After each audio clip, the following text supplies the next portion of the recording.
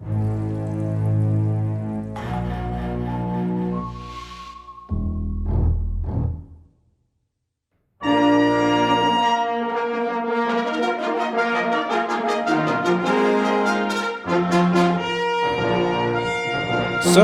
Aardman teaming up with Star Wars.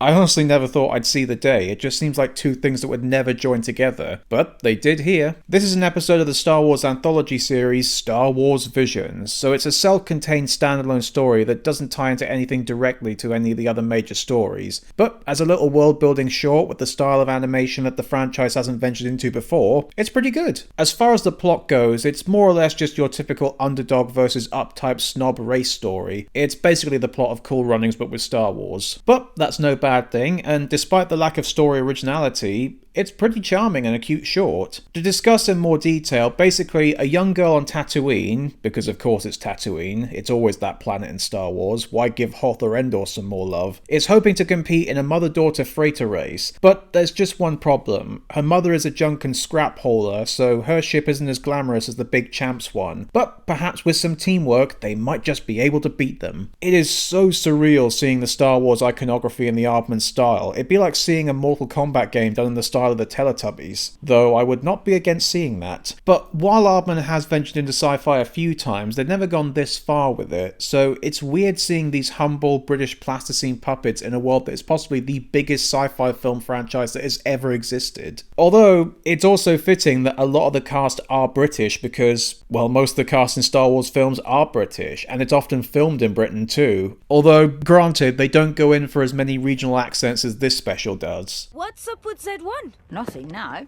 All fixed. This just makes me wonder where in the Star Wars universe the Yorkshirean Twi'leks come from. Then again, given how Bib Fortuna ends up looking in the Boba Fett spin-off, I could believe he's from the north. My ass! However, this is more than just a Star Wars story by Aardman. The Aardman charm is everywhere in this special, from the mum's astromech being like a dog, the welding mask looking like the Mandalorian's faceplate, the cameo from the 50s cooker robot from A Grand Day Out in the background, or hell, everything they do with the Wookiees is just so Aardman. And of course, Aardman give us their trademark background gags like they always do, and this is probably the perfect place to use stuff like that given how busy Star Wars environments are, so there's plenty of nooks and crannies to put gags into. Beyond that, there's not too much to talk about beyond the mind-buggering of the fact that Aardman and Star Wars have joined forces. Not to say that the special is bad, it's not. It's incredibly charming and sweet, but nothing that we've seen before. It's more or less just the novelty of it being Star Wars that helps it stand out. But this does use the Star Wars setting and theming to great advantage, and like I said, that Aardman sense of humour works surprisingly well in it. The animation is nothing too special compared to what we've seen before. Truth be told, it reminds me a lot of the Pirates movie, and that had some of the best animation Aardman's ever had, so it was a good start to go with for this movie. However, it certainly does give you a sense of momentum during the race scene, and it reminds me a lot of the train chase in The Wrong Trousers, especially the way with the mum dangles off the back of the ship at the end reminds me of Wallace getting stuck on the back of the train in that special. Though this time it makes sense that the area they're racing in is so damn long as opposed to Wallace's house seemingly being 15 miles wide. But it does lead to a very fun race sequence and is nowhere near as long and tedious as the last time Star Wars decided to do a race scene. Overall, it's nothing too significant to either franchise as it represents, but the fact that it's even a thing is cool and a great way to show that Star Wars can have more charm to it beyond what it already is, and can experiment when it wants to and have it work. Unfortunately, not all experiments work, and the next time we'll be looking at a rather failed experiment from Aardman that I previously had no idea was even a thing, and frankly I was better off not knowing about it. But we'll just have to dive right in and chop the chicken on that one.